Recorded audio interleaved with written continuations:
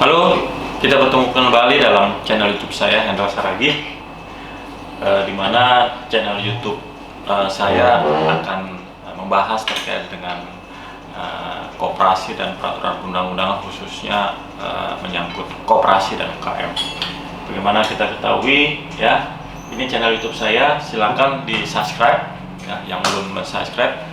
Kami akan menyajikan video-video yang memberikan keterangan, memberikan pengetahuan terkait dengan koperasi. Baik Bapak Ibu sekalian, saat ini kita akan membahas terkait dengan koperasi pasca Undang-Undang Nomor 11 Tahun 2020 tentang Cipta Kerja. Nah, sebagaimana kita ketahui bersama bahwa ada beberapa pengaturan perkoperasian yang eksis ataupun masih berlaku pada saat ini. Dari mulai Undang-Undang 25 tahun 1992 tentang perkoperasian, Undang-Undang Nomor 23 tahun 2014 tentang pemerintahan daerah, di mana memang di dalam Undang-Undang 23 tersebut di lampiran huruf Q, ya, dijelaskan kewenangan-kewenangan yang dilakukan oleh pemerintah pusat, pemerintah provinsi, kabupaten, kota.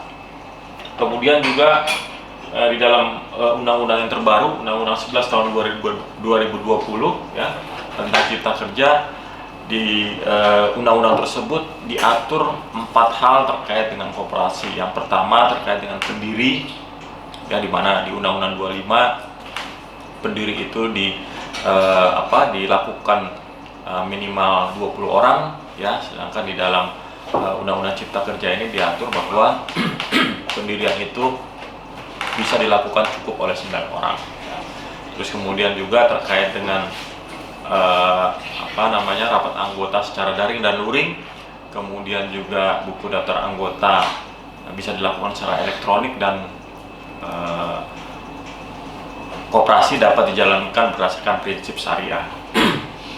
Kemudian PP-PP yang merupakan turunan daripada Undang-Undang 25 pada saat ini pun masih berlaku, ya. Dari mulai PP 4 tahun 94 tentang persyaratan atau cara pengesahan akte pendirian dan perubahan anggaran dasar koperasi, kemudian PP nomor 17 tahun 194 tentang pembubaran koperasi oleh pemerintah, kemudian PP 9 tahun 1995 tentang pelaksanaan kegiatan usaha simpan pinjam oleh koperasi, kemudian PP nomor 24 tahun 2018 tentang pelayanan perizinan berusaha terintegrasi secara elektronik, ya. Dan yang ke-8 Permen Kop nomor 9 tahun 2018 tentang penyelenggaraan pembinaan perkoperasian. Yang ke-9 adalah Permen Kumham nomor 14 tahun 2019 tentang pengusahaan koperasi. Nah, Bapak sekalian, peraturan-peraturan ini saling berhubungan, ya. Nah, kalau kita lihat di poin 7, ya, PP nomor 24 tahun 2018 tentang pelayanan perizinan berusaha terintegrasi secara elektronik, ya. Di dalam PP ini sudah merubah rezim terkait dengan pengesahan badan hukum koperasi, di mana di dalam PP 4, ya, tahun 1994 delegasi daripada Undang-Undang 25 dinyatakan bahwa pengesahan koperasi itu dilakukan oleh Menteri Koperasi dan UKM. Tapi di dalam PP nomor 24, ya, itu rezim pengesahan koperasi itu sudah berubah, ya. Pengesahan itu dilakukan oleh Menteri Hukum dan HAM. Jadi dalam PP 24 tahun 2018 ini semua pengesahan maupun pendaftaran badan usaha berbadan hukum maupun tidak berbadan hukum, yaitu dilakukan oleh Kementerian Hukum dan HAM, termasuk di dalamnya adalah koperasi, ya. Nah, sebagaimana pengaturan PP 24 tahun 2018 tersebut, ya, maka Menteri Hukum dan HAM membuat norma standar prosedur dan kriteria, ya, yang merupakan panduan, yang merupakan pengaturan ketentuan bagaimana untuk melakukan pengesahan koperasi, ya. Dan Kementerian Hukum dan HAM telah mengeluarkan Peraturan Menteri Hukum dan HAM Nomor 14 Tahun 2019 tentang pengesahan koperasi.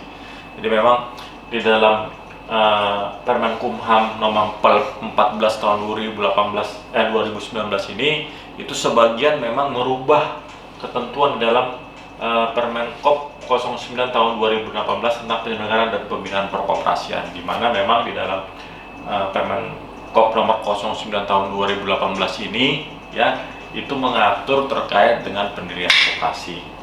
Nah, itu beberapa hal terkait dengan landasan hukum perkoperasian yang berlaku pada saat ini. Nah, Bapak Ibu sekalian, sebagaimana kita ketahui bahwa ada 4 bentuk ataupun 4 badan hukum privat ataupun perdata yang ada pada saat ini di Indonesia. Ya.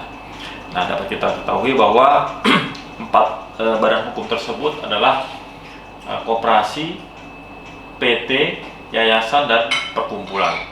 Nah, yang menjadi dasar hukum ya yang mengatur terkait koperasi itu selain di dalam Undang-Undang 25 tahun 1992 itu diatur juga di dalam Undang-Undang 11 tahun 2020 tentang Cipta Kerja. Ya. Nah, begitu juga dengan PT ya itu diatur di Undang-Undang 40 tahun 2007 ya, dan juga diatur di dalam Undang-Undang nomor 11 tahun 2020 tentang Cipta Kerja, dan beberapa hal yang dilakukan perubahan ya di dalam Undang-Undang Cipta Kerja ini, dan ada satu alternatif perseroan yang memang diatur di dalam Undang-Undang Cipta Kerja itu ya, Cipta Kerja ini yaitu adanya bentuk perseroan baru, yaitu perseroan perseorangan ya, khusus bagi pelaku usaha mikro. Dan kemudian yayasan diatur dalam Undang-Undang 28 tahun 2004, dan perkumpulan ya di Undang-Undang nomor 17 tahun 2019. Nah, Bapak sekalian, ada pertanyaan, kenapa orang memilih koperasi? Ya. Nah, ini koperasi memang sama-sama merupakan badan hukum ya, badan usaha yang berbentuk badan hukum, sama seperti dengan PT. Tapi ada perbedaan-perbedaan yang memang harus kita perhatikan, dan itu menjadi kelebihan daripada koperasi. Pertama, ya kita bicara koperasi ya, itu tujuannya adalah kesejahteraan anggota. Jadi bila kita mau membuat suatu suatu badan usaha ya yang memang tujuannya adalah mensejahterakan anggota, pilihan kita adalah koperasi ya. Tapi kalau misalnya memang tujuannya adalah profit ya, itu yang paling tepat adalah PT. Jadi tidak bisa digabung-gabung ya. Dia mau mendirikan koperasi tujuannya untuk profit ya, itu pasti akan salah ya dalam pelaksanaannya. Terus kemudian keanggotanya terbuka untuk semua pengguna ya. Jadi one man one vote ya, semua mempunyai hak yang sama ya, tidak ada dominasi modal di situ ya. Terus kemudian dibanding dengan PT ya, kuotanya hanya untuk pemegang saham ya, vote by share ya. Jadi suaranya itu berdasarkan saham yang dimiliki. Begitu juga dengan keuntungan profit. Profit itu berdasarkan saham yang dimiliki oleh seorang tersebut. Terus kewenangan tertinggi mengambil keputusan diambil oleh anggota melalui rapat anggota. Ya, rapat anggota itu sama suaranya. 100 orang ya suaranya 100. Ya. Jadi one man one vote. Berbeda dengan PT. PT itu berdasarkan share ya. Ya vote by share ya. Makin banyak seseorang tersebut mempunyai share dalam PT tersebut ya, suara dia akan lebih banyak ya. Terus kemudian hak politik satu anggota satu suara, one man one vote ya. Terus kemudian di dalam PT itu beda ya, mayoritas pemegang saham. Nah, yang berikutnya adalah pengawasan dilaksanakan oleh anggota koperasi berdasarkan kerjasama. Jadi masing-masing mempunyai hak untuk mengawasi jalannya koperasi ya. Berbeda dengan pengawasan yang dilakukan oleh komisaris di dalam PT. Terus kemudian pemilik, siapa pemilik daripada koperasi? Anggota ya. Anggota itu sebagai pengguna dan pemilik daripada koperasi tersebut. Nah, kalau di dalam PT pemiliknya adalah pemilik saham. Kalau saham kita 1 ya kita punya 1. Kalau sahamnya 1000 ya kita punya 1000. Beda dengan koperasi ya. Dan pengguna ya, pengguna itu anggota, sebagaimana saya sampaikan tadi bahwa anggota itu mempunyai dual identity, dua identitas, yaitu pemilik dan pengguna koperasi. Nah, kalau di PT ya, pengguna itu adalah masyarakat umum ya, customer ya. Demikian beberapa hal terkait dengan perkoperasian yang terkait dengan dasar hukum ya, terus kemudian perbedaan antara koperasi dan PT. Kita akan kaji lebih dalam lagi, kita akan lebih lanjut lagi dalam konten berikutnya, di bagian yang berikutnya. Demikian, salam